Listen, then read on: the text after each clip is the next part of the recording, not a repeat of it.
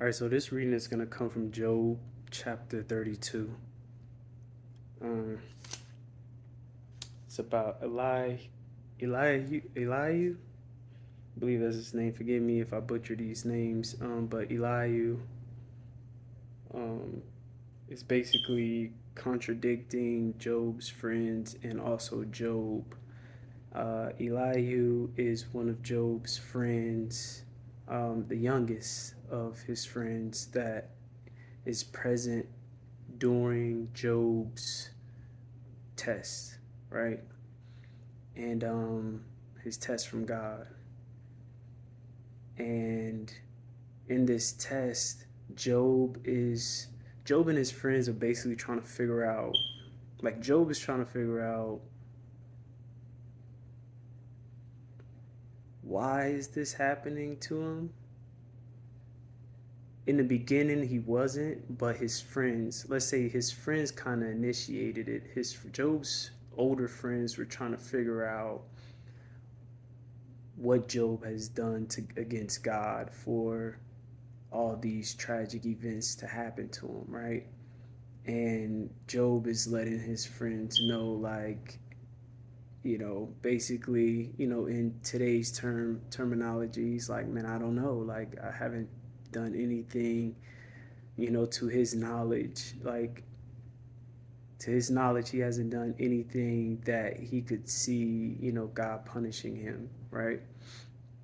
And in this whole back and forth with Job and his friends, it kind of, Elihu being the younger one sitting back watching all of this take place, he's kind of, you know, building and gaining knowledge from each side of the fence, right? Against, uh, Job's older friends and also against Job, So a lot of times, people don't really want to listen to the younger person.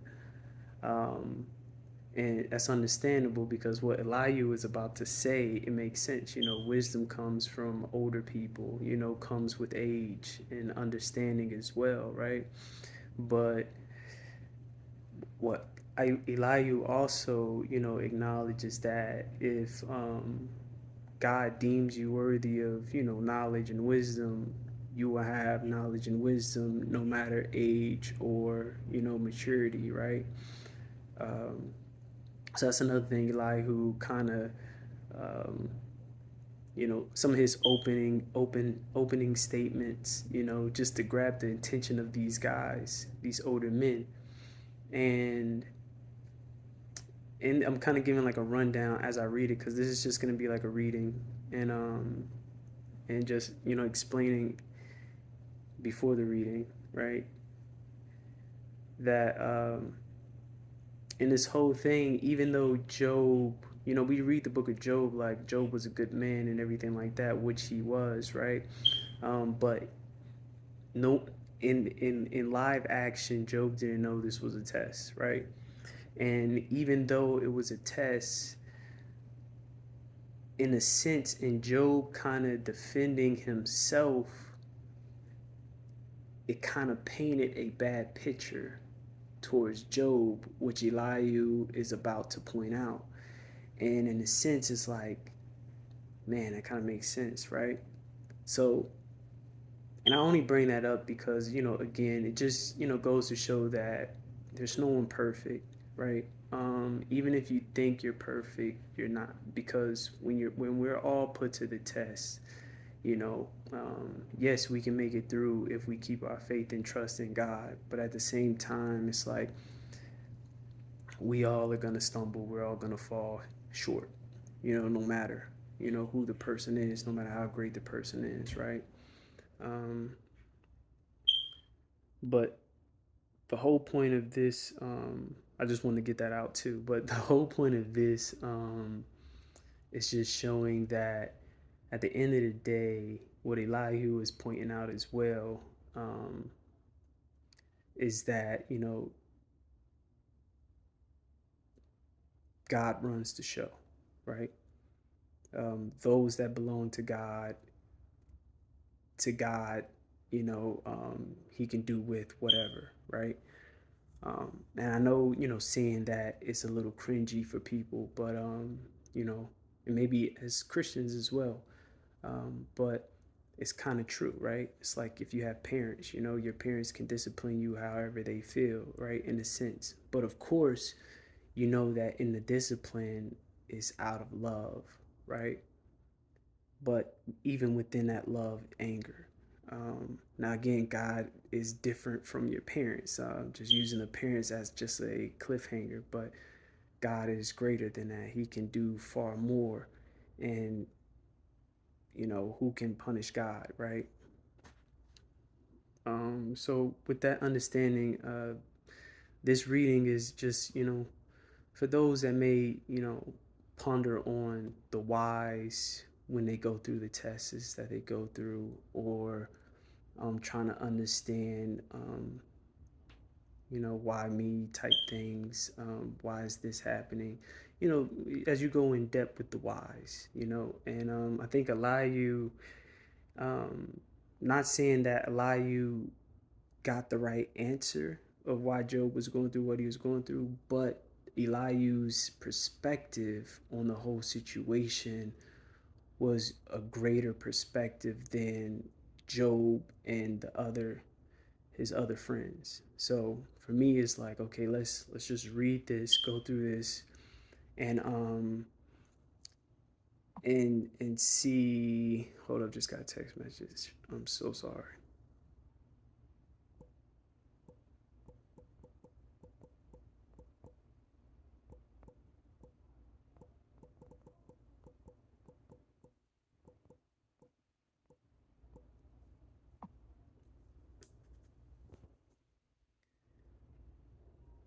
So yeah, I think Elihu's perspective on the whole situation, without the knowledge of understanding this is a test, I think, for me, I believe that this is the knowledge we should, try to have as we go through life.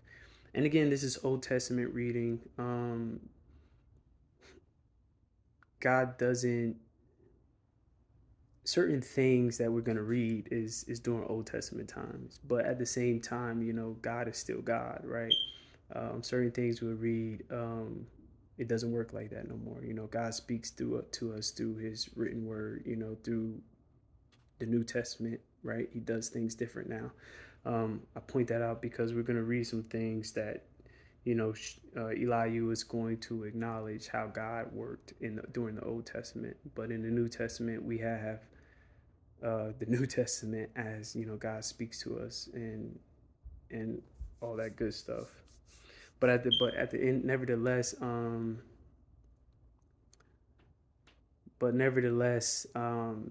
the Old Testament is written for our learning, and it is written for our help as well. So learning, same thing as help. So we can see and understand wisdom from the Old Testament and how we can use it and apply it in our as New Testament Christians, in our livelihood, in our walk. um, so I think I really think this is a help, because a lot of things can happen around us, to us, within your circles and stuff like that, and it's pretty, you know it's pretty heartbreaking. I think the biggest thing is losing a family member and stuff like that. Losing people that's close to you, I feel like those are the biggest challenges, as well as things happening to yourself as well, whether it's health or whatever, physical. So with that in mind, this is not an easy thing to go through, but nevertheless, we can at least have the type of wisdom that Elihu had, shared with, Job and the rest of the friends, right? Because I mean, at least out of all of them, I think Elihu had a solid point when he was just, when they were just, figuring this thing out. And that's what all humans, that's what, I don't want to say all humans, but, that's what we do. When things happen, we try to figure out, okay, how did this happen? Why did this happen? Stuff like that. But with Elihu's perspective, wisdom, opinion, understanding, I think this is, a good stepping stone as we, continue to journey through life.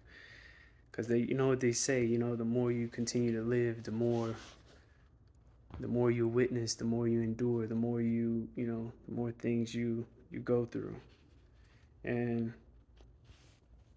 it's just something it's just a part of life, and we got to figure out how to, manage and cope through it, you know.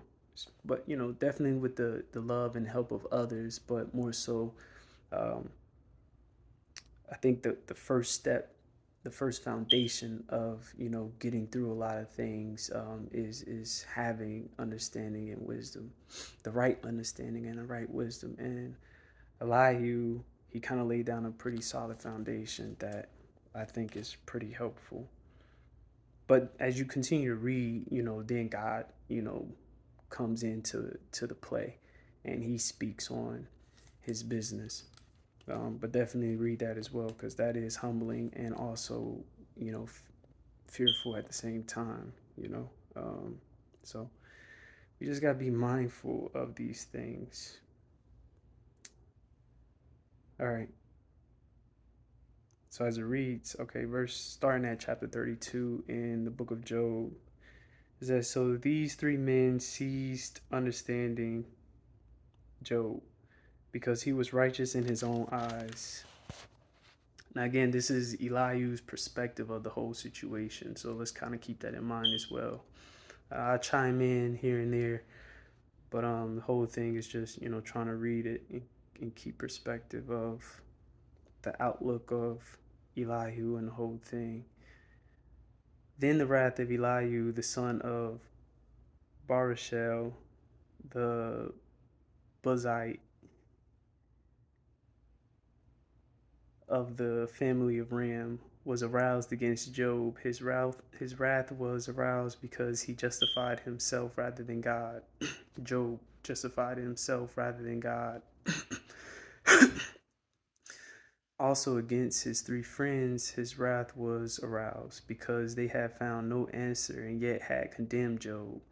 But because they were years older than he, Elihu had waited to speak to Job, respectful, right? When Elihu saw that there was no answer in the mouth of these three men, now the answers, he's basically like they had opinions and answers, but they didn't have, like righteous wisdom, divine answers. Now, because they were years older than Elihu, he had waited to speak to Job. When Elihu saw that there was no answer in the mouth of these three men, his wrath was aroused. So Elihu, the son of Barashel, the Buzite, answered and said, "I am young in years, and you are old. Therefore I was afraid and dared not declare my opinion to you. I said, age should speak, and multitude of years should teach wisdom. But there is a spirit in man, and the breath of the Almighty gives understanding. Great men are not always wise, nor do the aged always understand just. Therefore I say, listen to me. I also will declare my opinion. Indeed, I waited for your words. I listened to your reasonings while you searched out what to say. I paid close attention to you, and surely not one of you convinced Job, or answered his words, lest you say, we have found wisdom. God will vanquish him, not man. Now he has not directed his words against me, so I will not answer him with your words. They are dismayed and answer no more. Words escape them, and I have waited because they did not speak, because they stood still and answered no more. I also will answer my part. I too will declare my opinion, for I am full of words. The spirit within me compels me. Indeed, my belly is like wine that has no vent. It is ready to burst like new wineskins. I will speak that I may find relief. I must open my lips and answer. Let me not, I pray, show partiality to anyone, nor let me flatter any man, for I do not know how to flatter. Else my Maker will soon take me away. But please, Job, hear my speech and listen to all my words. Now I open my mouth, my tongue speaks in my mouth. My words come from my upright heart. My lips utter pure knowledge. The Spirit of God has made me, and the breath of the Almighty gives me life. If you can answer me, set your words in order before me. Take your stand. Truly, I am as your spokesman before God. I also have been formed out of clay. Surely no fear of me will terrify you, nor will my hand be heavy on you. Surely you have spoken in my hearing, and I have heard the sound of your words, saying, I am pure, without transgression. I am innocent, and there is no iniquity in me. Yet he finds occasions against me. He counts me as his enemy. He puts my feet in the stocks. He watches all my paths. So this is Elihu re-quoting Job. Look in, look in this, you are not righteous. And this is Elihu pointing out the way Job speaks is showing that he's not righteous. Because instead of um, defending himself, he should have, been boasting against God about how great God is and things like that. Um, so, starting in verse 12, here we go. Elihu says, Look, in this you are not righteous. I will answer you, for God is greater than man. Why do you contend with him? For he does not give an account of any of his words. For God may speak in one way or in another, yet man does not perceive it. In a dream, in a vision, or in a vision of the night, when deep sleep falls upon men, while slumbering on their beds, then he opens the ears of men and seals their instruction, in order to turn man from his deed and conceal pride from man. He keeps back his soul from the pit and his life from perishing by the sword. Man is also chastened with pain on his bed, and with strong pain in many of his bones, so that his life breed, abhors bread, abhors bread, and his soul succulent food. His flesh wastes away from sight, and his bones stick out, which once were not seen. Yes, his soul draws near the pit, and his life is life to the executioner. If there is a messenger for him, a mediator, one among a thousand, to show man his unrighteousness, then he is gracious to him and says, Deliver him from going down to the pit. I have found a ransom. His flesh shall be young like a child's. He shall return to the days of his youth. He shall pray to God, and he will delight in him. He shall see his face with joy, for he restores to man his righteousness. Then he looks at man and says, I have sinned and perverted what was right, and it did not profit me. He will redeem his soul from going down to the pit, and his life shall see the light. Behold, God works all these things, twice in fact, 3 times with a man, to bring back his soul from the pit, that he may be enlightened with the light of life. Give ear, Job, listen to me. Hold your peace, and I will speak. So in this sense, I know it's saying Job, but in this sense, we can look at everything Elihu is saying and putting our name where Job's name is, putting ourselves in Job's position, and taking in this wisdom as we go through life with ups and downs. So give ear, in this sense, will be Lamont. Listen to me. This is serious though. Listen to me. Hold your peace, and I will speak. If you have anything to say, answer me. Speak, for I desire to justify you. If not, listen to me. Hold your peace, and I will teach you wisdom. Elihu further answered and said, Hear my words, you wise men. Give ear to me, you who have knowledge. For the ear tests words as a palate. Okay, for the ear tastes no tests words as the palate tastes food. Let us choose justice for ourselves. Let us know among ourselves what is good. For Job has said, I am righteous, but God has taken away my justice. Should I lie concerning my right? My wound is incurable, though I am without transgression.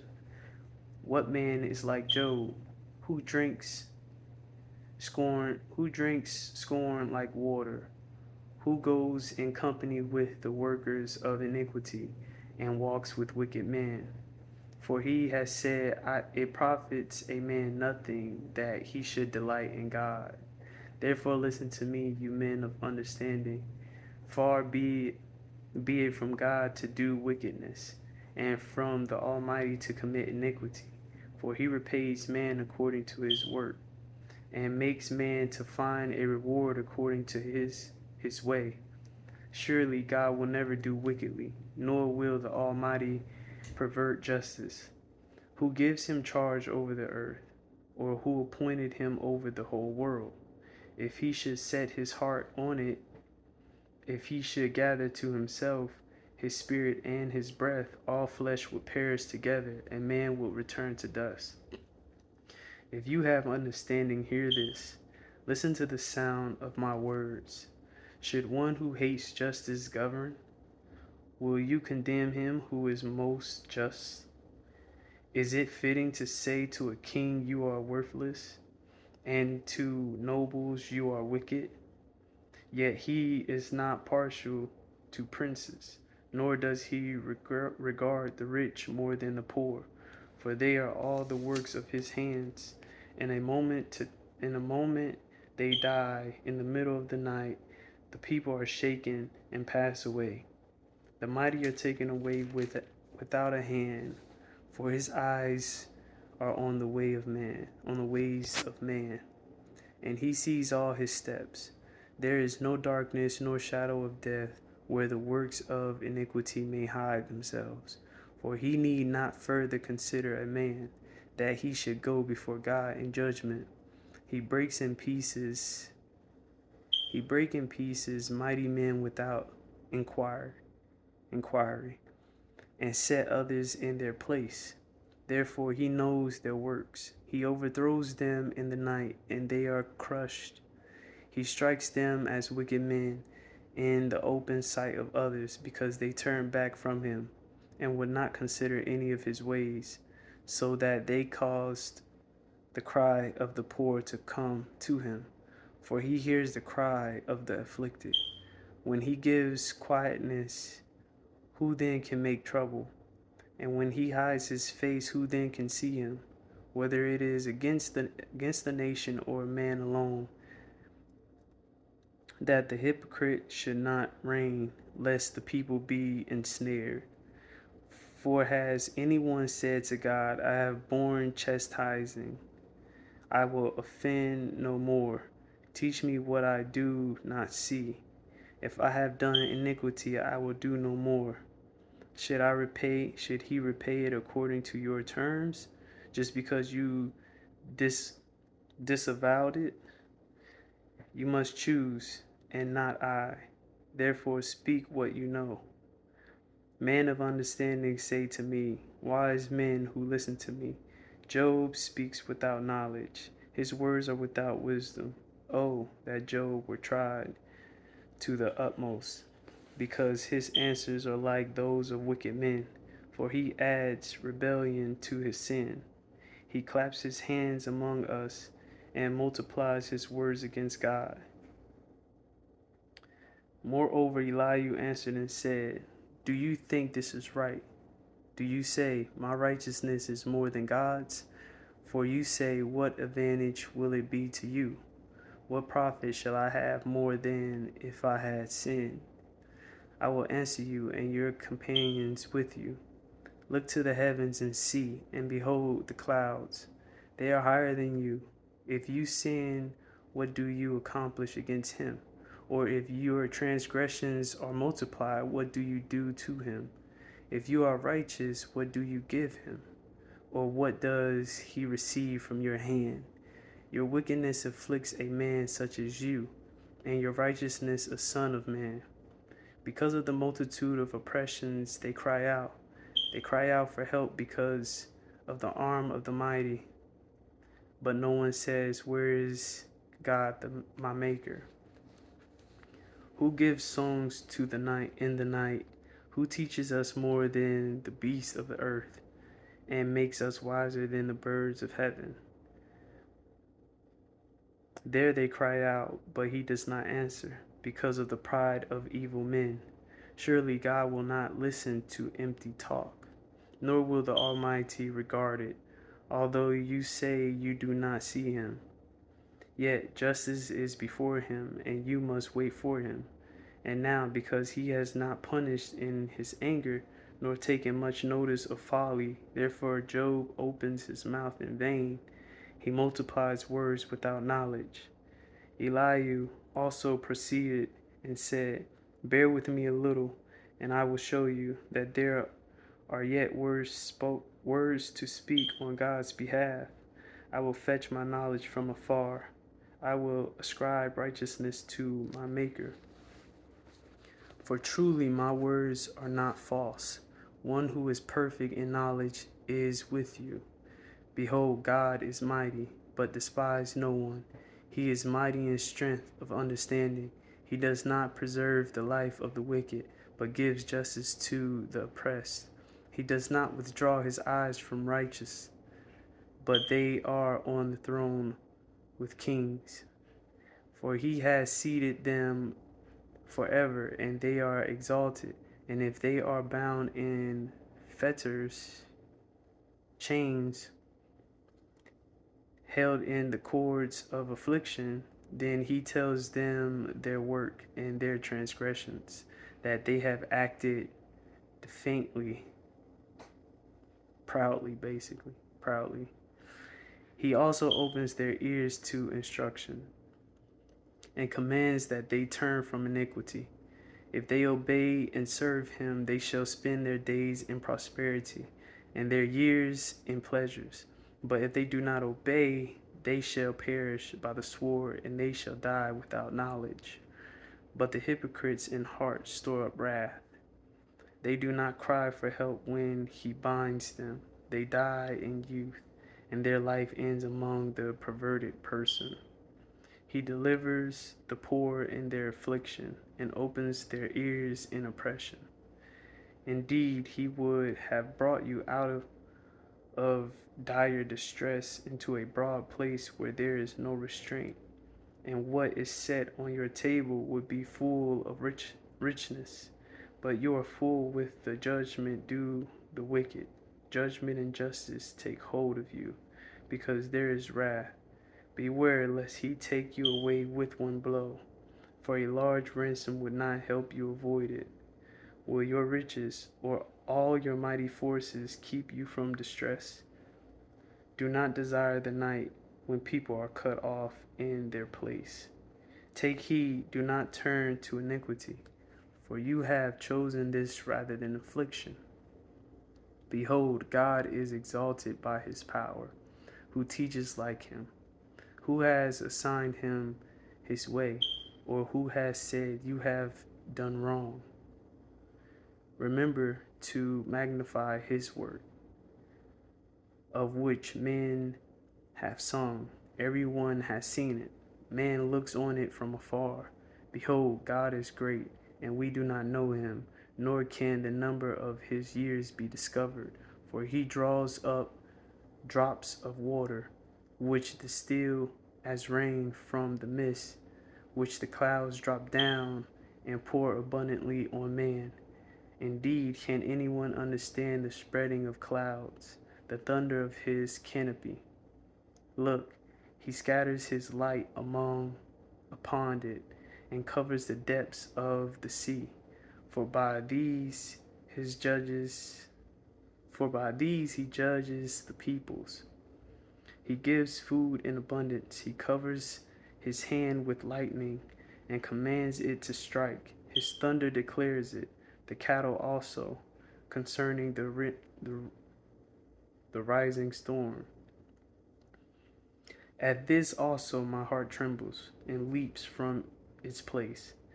Hear attentively the thunder of his voice and the rumbling that comes from his mouth. He sends it forth under the whole heaven, his lightning to the ends of the earth. After it a voice roars. He he thunders with his majesty, his majesty, majestic voice. Forgive me, majestic voice. And he does not restrain them when his voice is heard. God thunders marvelously with his voice. He does great things which we cannot comprehend. For he says to the snow, fall on the earth, likewise to the gentle rain and the heavy rain of his strength. He seals the hand of every man, that all men may know his work. The beasts go into dens and remain in their lairs. From the chambers of the south comes the whirlwind, and cold from the scattering winds of the north. By the breath of God ice is given, and the broad waters are frozen. Also with moisture he scatters the thick clouds. He scatters his bright clouds, and they swirl about, being turned by his guidance, that they may do whatever he commands them on the face of the whole earth. He causes it to come, whether for correction or for his land or for mercy. Listen to this, O Job, forgive me. Stand still and consider the wondrous works of God. Do you know when God dispatches them and causes the light of his clouds to shine? Do you know how the clouds are balanced? Those wondrous works of him who is perfect in knowledge. Why are your garments hot? When he quiets the earth by the south wind, right? Quiet. It's the earth by the south wind. With him have you spread out the skies, strong as a cast metal mirror. Teach us what we should say to him, for we can prepare nothing because of the darkness. Should he be told that I wish to speak? If a man were to speak, surely he would be swallowed up. Even now, man cannot look at the light when it is bright in the skies. When the wind has passed and cleared them, he comes from the north as golden splendor. With God is awesome majesty. With God is awesome majesty. As for the Almighty, we cannot find him. He is excellent in power, in judgment and abundant justice. He does not oppress, therefore man fear him. He shows no partiality to any who are wise of heart. And then in chapter 38, that's when God speaks. Then the Lord answered Job out of a whirlwind and said, who is this who darkens counsel by words without knowledge? Now prepare yourself like a man. I will question you, and you shall answer me. And that's when God enters into the playing field. So again, this whole reading is, in a sense, it can help us as men know our place in this divine creation of God,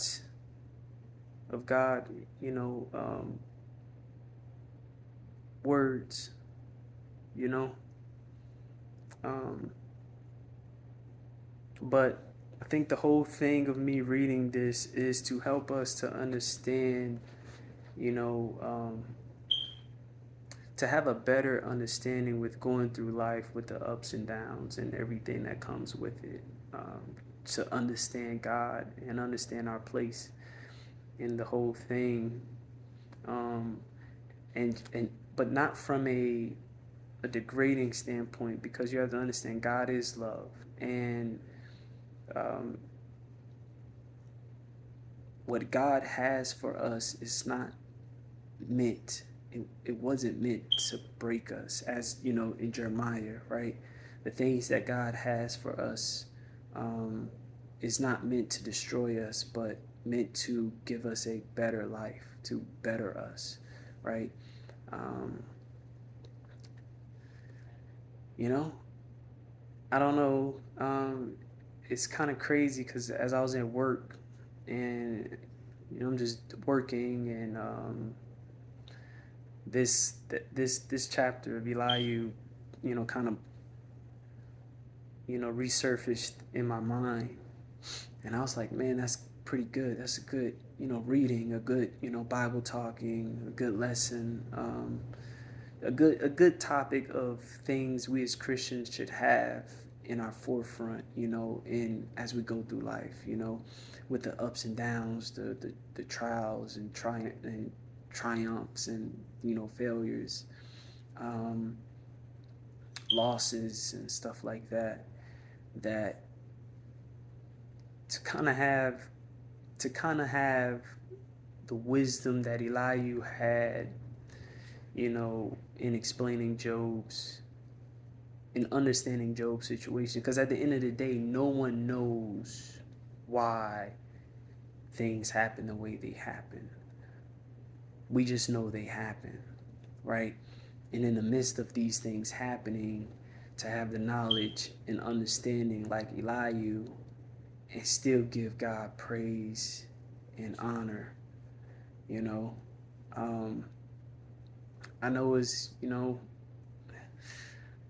I kind of want to be like Elihu. I don't want to, speak flattering words or sugarcoat things. We just gotta, figure this thing out, I know in tough times, man, tough times come, tough times hit, but, prayer is a big thing, that's talked about, praying, having, you know, I want to say good people around you, but Job thought he had good people around him. But nevertheless, having loving people around you in situations, tough times, prayers. But at the same time, like the biggest thing is just, but don't, we can't have a negative thought towards God in these moments because of our lack of understanding, you know. Um, things are tough, man. Things are tough. But, you know, I think everything that God, like what is in the New Testament, it says everything works out for those that love God, right? Love Jesus. Um, at the end of the day, you just have to be, positive about it, optimistic, you just gotta, it's tough, right? If you don't know how to, but I think that's, you just have to, fight for optimism, staying positive, um, continuing to, trust in God, and knowing that God will aid you as, time continues to go, right? And let's not get too wrapped up, you know, even like Elihu said, Job was, everyone knew in this time of reading the Bible, anybody that reads the Bible know that Job was a good guy. But when Job was, he was kind of prideful against himself as he was expressing, I don't do this, I don't do that. And it kind of, it's like, well, you kind of boasting in that sense, so, we don't want to be Job from that perspective. We also don't want to be his friends in that perspective, his three friends in that perspective. That's just saying, well, condemning them, right? Not knowing what's going on, and that's supposed to be your friend, and you condemning him. You know what I mean? Like, but yeah, it's inevitable. Bad times happen. It's the cycle of life. But thank God we have the Word of God to give us, old wisdom and new wisdom.